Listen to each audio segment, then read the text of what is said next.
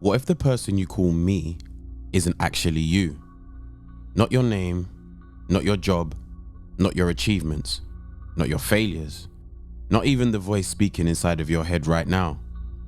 Most people spend their entire lives depending on an identity they never consciously chose, and because of that, they never discover who they truly are. Before you could speak, the world began writing a story about you.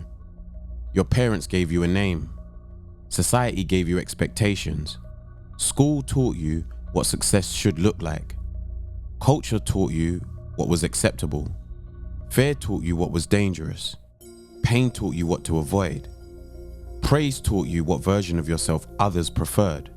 Piece by piece, an identity was assembled, not by you, for you. And over time, you forgot there was ever a difference. You began calling the mask myself. The most effective prison isn't made of steel. It's made of beliefs. Beliefs about who you are, beliefs about what you're capable of, beliefs about what kind of life is possible for you. The prison becomes invisible because you stop questioning it. You assume your thoughts are your own. You assume your fears are rational. You assume your limitations are facts. But are they? Or are they simply stories repeated so often that they become reality?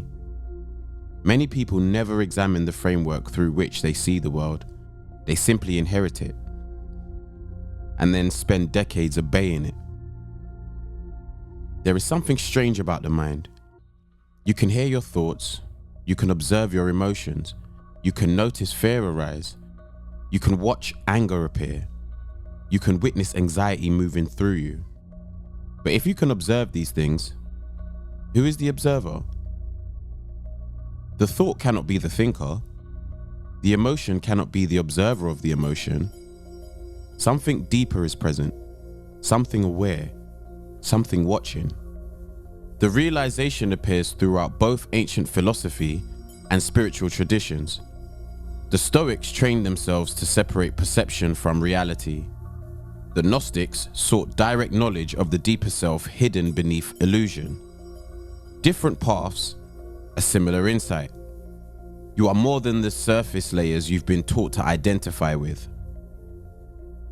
The ego isn't evil, it's necessary.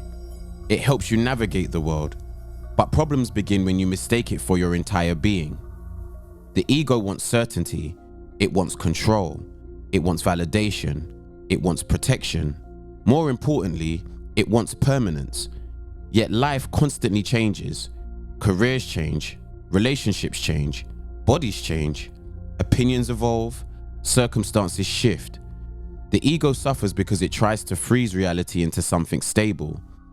Reality refuses, and so the struggle continues.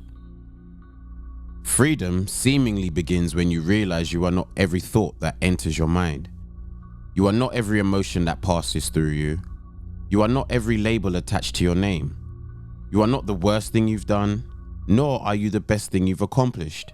You are the awareness capable of observing all of it. The moment you recognize this distinction, something changes.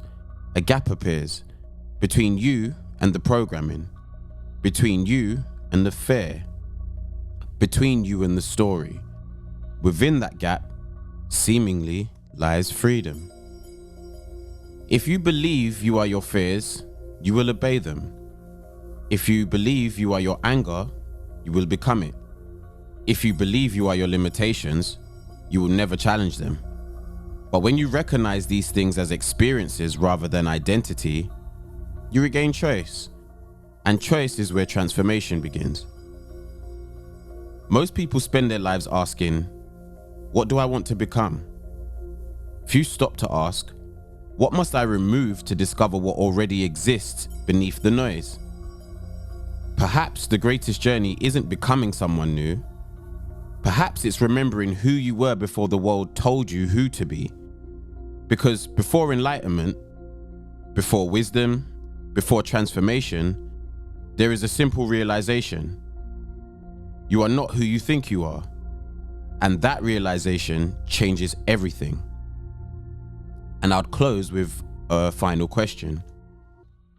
If every label you've been given disappeared tomorrow, who would remain?